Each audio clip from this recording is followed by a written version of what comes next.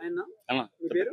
మన్నే శివశంకర్ అన్న ఇప్పుడు జూబ్లీహిల్స్ ఎన్నికలు రాబోతున్నాయి. అన్న. ఎలక్షన్ డేట్ కూడా వచ్చింది. యా యా ఎలా ఉండబోతుంది? కాంగ్రెస్ సపోర్ట్ చేయలేదు. ఇంకా కాంగ్రెస్ అన్న టికెట్ అనౌన్స్ చేయలేదు. బీజేపీ అనౌన్స్ చేయలేదు. యా యా బీఆర్ఎస్ కూడా అనౌన్స్ చేసింది. అన్న మరి ఎలా ఉండబోతుంది ఏంటి? మరి బీఆర్ఎస్ కి చాలా మంది ప్లస్ ఉండబోతుంది అంటున్నారు. ఉమ్. కొంచెం సానుభూతి ఉంది అంటున్నారు. మరి ఏ పార్టీ గెలుస్తుంది అనుకుంటున్నారు?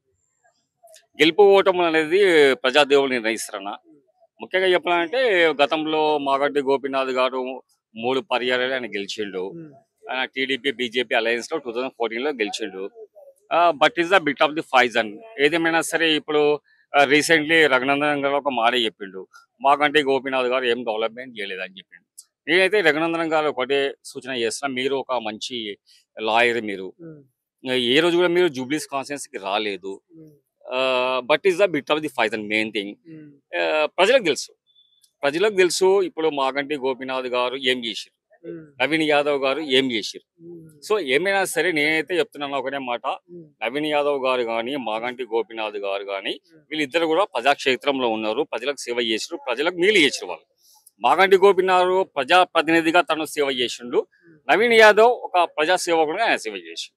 సో నవీన్ యాదవ్ కూడా గతంలో ఆయన 2 పర్యాయాలు ఎమ్మెల్యేగా పోటీ చేసిండు. 2014లో ఎంఐఎం నుంచి సెకండ్ ప్లేస్ లో ఉన్నాడు. 2019లో తెలంగాణ రాష్ట్రం మొత్తంలో ఇండిపెండెంట్ అభ్యర్థిగా పోటీ చేసి సుమారు 19,000 పైచిలకు కూడా సాధించాడు. అప్పుడు భారతీయ జనతా పార్టీ ఆయన జాతీయ పార్టీ, అది ఆ జాతీయ పార్టీ కేవలం 8,000 ఓట్లే వచ్చినాయి. సో తనకు కూడా పబ్లిక్ లో మంచి చరిష్మా ఉంది, పబ్లిక్ లో మంచి పేరు ఉంది. ఏదేమైనా సరే బిగ్ ఫైట్, ఎందుకంటే జూబ్లీస్ నియోజకవర్గంలో బిగ్ ఫైట్ నడుస్తుంది. మాగంటి సునీత గారికి కూడా టికెట్ ఇవ్వడం మంచి పరిణామం. ఎందుకంటే మాగంటి గోపీనాథ్ గారు జూబ్లీస్ ఎమ్మెల్యేగా తను 3 పర్యాయాలు ఎమ్మెల్యే గెలిచి ప్రజలకు సేవ చేసింది కాబట్టి వాళ్ళ కుటుంబానికి టికెట్ ఇవ్వడం కూడా మంచి శుభసూచకమే.